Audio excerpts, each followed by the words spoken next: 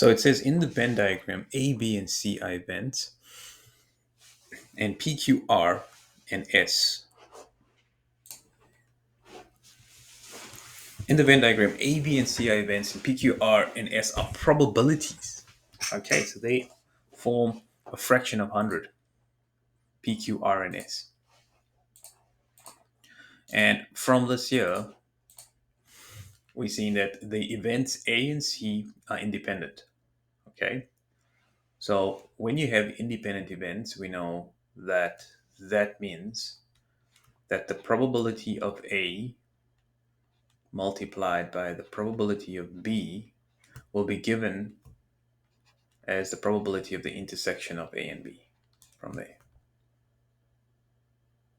So the probability of A is 0.65. The probability of B will be something else. If we know the intersection at the moment, we can see as 0.13. So I can automatically just utilize that. All right, so I could use that formula and I could substitute this as 0.13. Just looking directly at that. The probability of A we know is 0.65. It's given to us over there.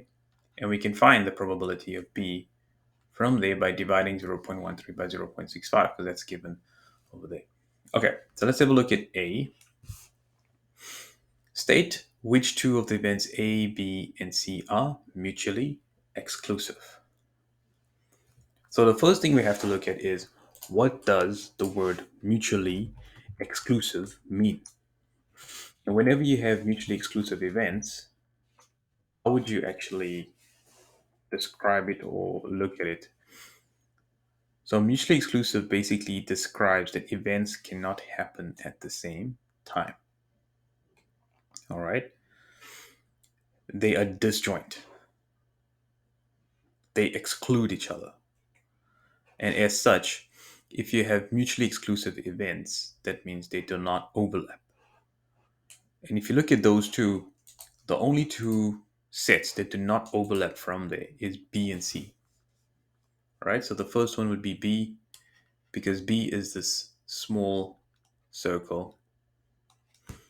If I have to just draw B and C, B is over there and C is over there, and there's a space in between, indicating that they are disjoint, and therefore they exclude each other,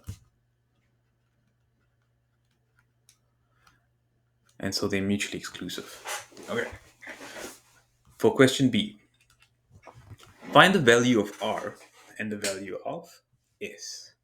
Okay. So the value of R lies inside C, and the value of S lies outside A or C. Now, if I go back to this formula that I had initially, let's write that formula neatly here.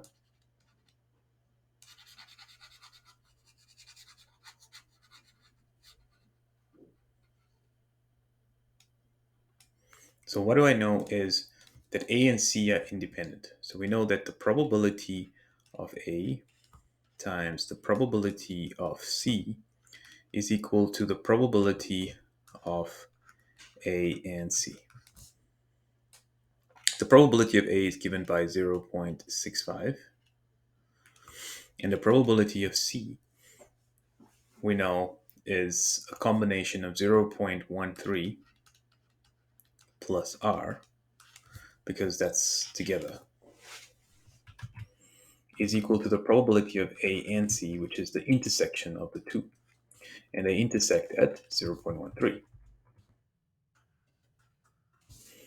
So 0.13 plus R is going to be equal to 0.13 divided by 0.65. And so R is going to equal 0.13 divided by 0.65 minus 0.13. And that'll come to, so 0.13 divided by 0.65. And that comes to 0.07. Okay, so now we found the value of R. Okay, but we still need to find the value of S.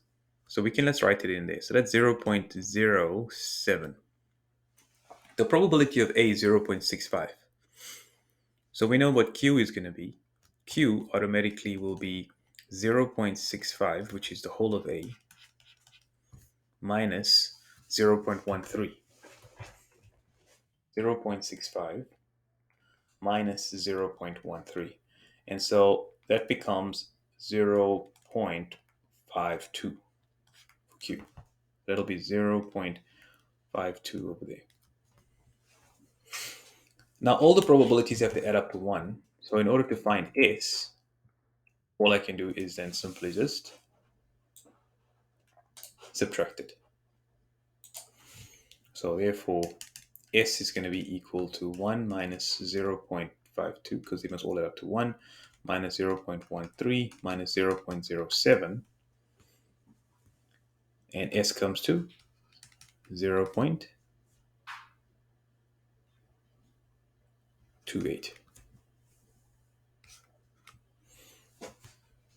Okay.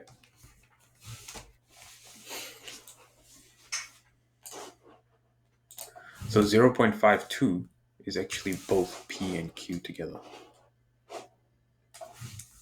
So that's actually supposed to be that whole thing there is 0.52. All right, either way, we know that this area here is 0.52, and therefore we got all the different spaces covered now, which adds up to 1. Okay, so let's just make a note of that. P plus Q is equal to 0.52, not just Q, P and Q. Okay, all right, so that's going to take us into the next question. So part C9 says the events A and not C. So let's maybe draw that up. Let's draw up A and not C somehow. Okay.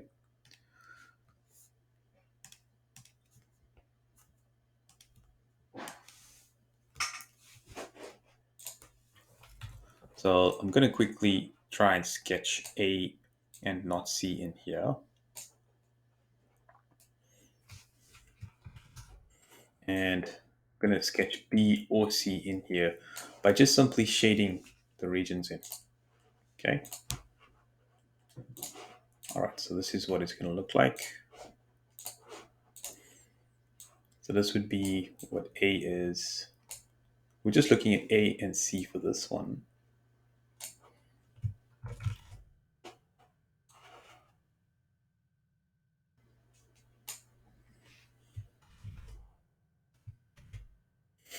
Okay, let's make this colorless. And let's put another one in here. Okay. There we go. And we've got one more small little one there, which is your B inside there.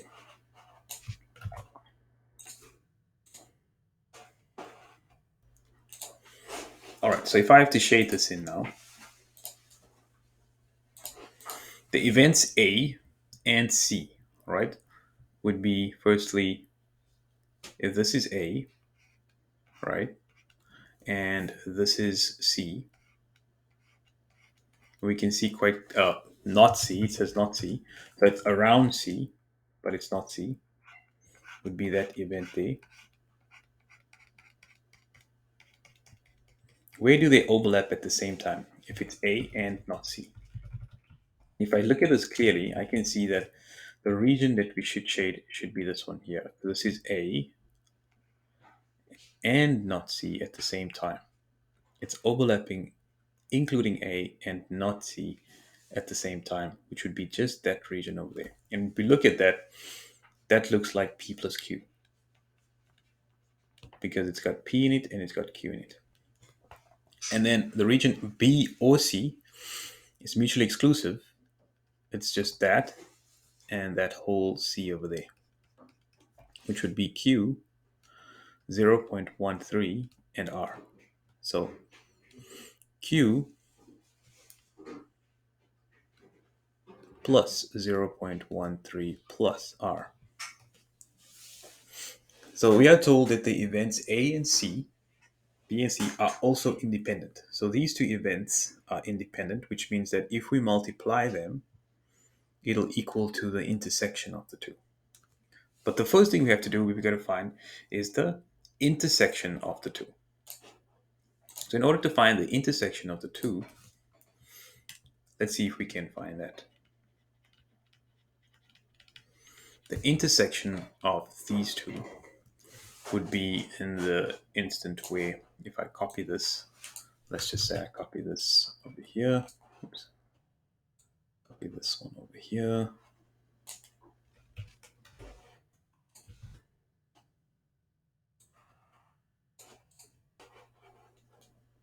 And let's just erase all of these things in here.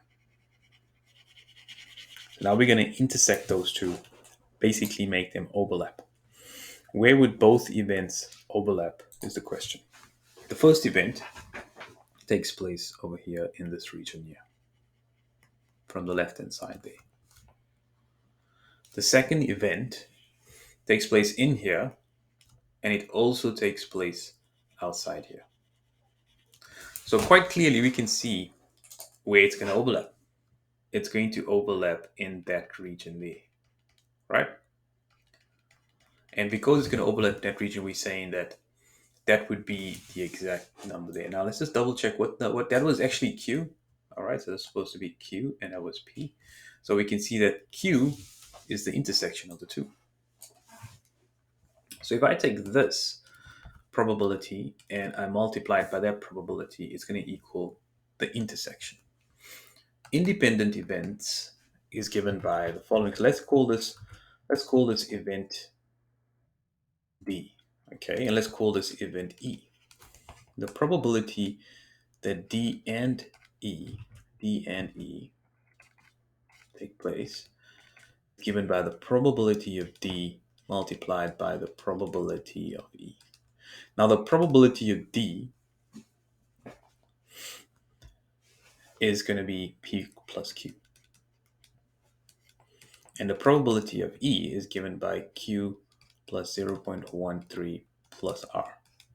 And the probability of D and E is given by just Q.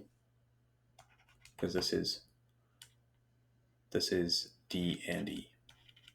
Intersecting, just that region there. And that's going to be just Q. So this is a formula that we can create from there. Now if I look at P plus Q, firstly, we know what P is and we know what Q is. We know what P plus Q is. We said P plus Q was going to equal, over here, let's just shift this, there we go. I'm just going to send this to the back. This thing can go to the back, send to the back.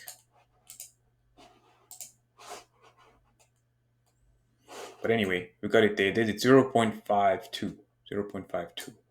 P plus Q is given by 0.52. That part there. So that means I automatically have an equation or an answer for this is 0.52. Which means I can change that into 0.52. Is there anything else we can get? Can we get Q and R? Do we know what R is? R is 0.07. Yes, we know what R is, 0.07. So we can put that in there, 0.07. And we now have Q on both sides of the equation, which we can solve. So we can go Q equals 0.52 multiplied by Q plus 0.13 plus 0.07. And that'll come to Q is equal to 0.52. 0.13 plus 0.07 is 0.20. So Q plus 0.20. And we can then just solve this, I guess, manually. 0.52 multiplied by 0.2. So that becomes 0.104.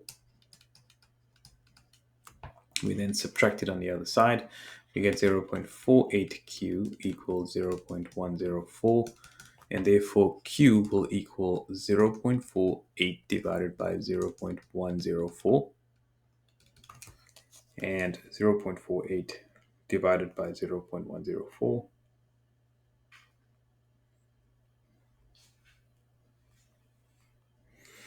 is 4.6. It comes to 0.48 divided by 0.104. Let me just double check that. So we had it the other way around. So this is divided by 0.48, and it'll come to a fraction, 13 over 60. And so therefore, if I want to find, using this equation, p plus q equals 0.52, if q is given as 13 over 60, we can then solve the equation for p to become 91 over 300. So q equals 13 over 60 and p equals 91 over 300. All right, and that solves that question over there. Find the exact value of p and q, give your answer as fractions. And so that's what we did there.